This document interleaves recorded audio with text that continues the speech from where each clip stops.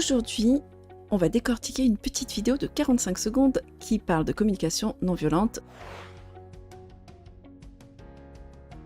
Je te laisse d'abord regarder la vidéo et promis, on en parle après.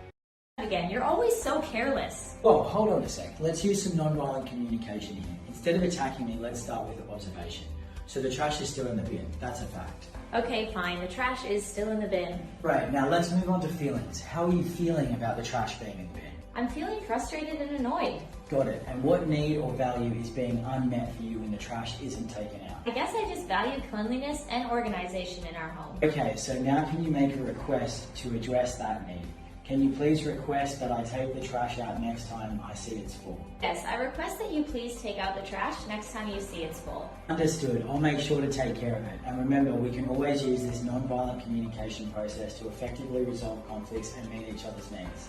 Mec, t'es là à glander alors que ta meuf est apparemment en train de s'occuper des tâches ménagères. Et tu t'offusques qu'elle vienne te dire qu'une poubelle, ça se sort quand elle est pleine. Je veux dire, il faut vraiment t'expliquer ça. C'est une poubelle dont tu te sers, non ? Vous vivez à deux dans cet endroit, du coup la poubelle elle est pleine, tu continues à jeter des trucs dedans et tu attends que la magie opère.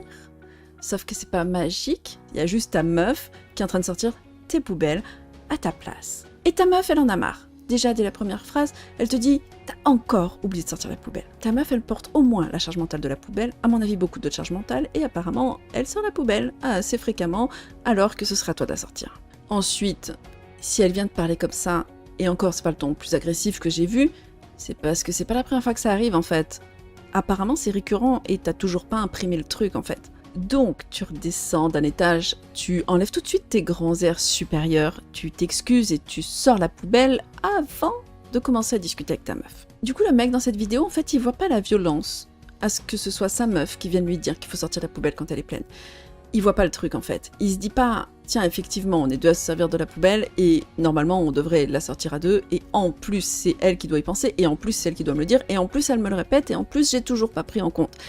Ça, c'est un truc qui met totalement de côté, il va juste dire oh, mais pourquoi s'exprime-t-elle violemment comme ça? Mais c'est tellement difficile pour moi d'entendre ça, il va vraiment falloir que je lui explique comment parler autrement parce que sinon je vais pas le supporter. Autre chose, le mec il donne des cours de communication non violente à sa meuf, mais lui-même n'utilise pas la communication non violente. Il prend sa meuf de haut, il culpabilise sa meuf, il est en train de lui dire ce qu'elle devrait faire et comment elle devrait le faire. Tu devrais parler comme ça. Alors qu'à la base, c'est lui qui a merdé. Tout ça, c'est de la communication violente. Prendre de haut, c'est de la communication violente. Culpabiliser l'autre, c'est de la communication violente. Dire à l'autre ce qu'il devrait faire, c'est de la communication violente. Donc, t'es en train d'utiliser de la communication hyper violente pour exiger de ta meuf qu'elle utilise de la communication non violente envers toi. La réaction de la meuf sur la vidéo, elle est très gentille, elle se tait, elle écoute son mec, elle répond à ses questions déplacées alors qu'il est en train de retourner la situation. Et le mec, il est content. Il dit « Vous voyez, on peut enlever la violence. » T'es pas en train d'enlever la violence du tout, là. T'es juste en train de cacher ta violence, la violence de « je sors pas la poubelle, tu me l'as répété mais je m'en fiche et je continue à faire comme ça ». Cette violence est renforcée par le fait de « et si en plus tu viens me dire que t'es pas contente, je vais te donner des leçons de communication et tu vas apprendre à parler autrement ». Mais mon curseur est très haut placé sur le fait que demain, ta femme elle aura encore la charge mentale et il y aura pas du 50-50 sur les tâches ménagères. Bon allez, on va utiliser les outils de la communication non violente. Imagine t'es un mec et ta meuf elle vient de parler comme ça. La communication non violente c'est pas de lui donner des leçons de communication, c'est de te mettre en empathie avec elle et de partir de ça. Tiens, elle a l'air en colère. En même temps, c'est pas la première fois qu'elle me dit de sortir la poubelle quand elle est pleine. Et en même temps, est-ce que c'est vraiment à elle de me le dire? Je veux dire, on est deux à utiliser cette poubelle, donc pourquoi, quand elle est pleine, je la laisse là en attendant qu'elle la sorte? C'est pas ok, je comprends qu'elle soit en colère.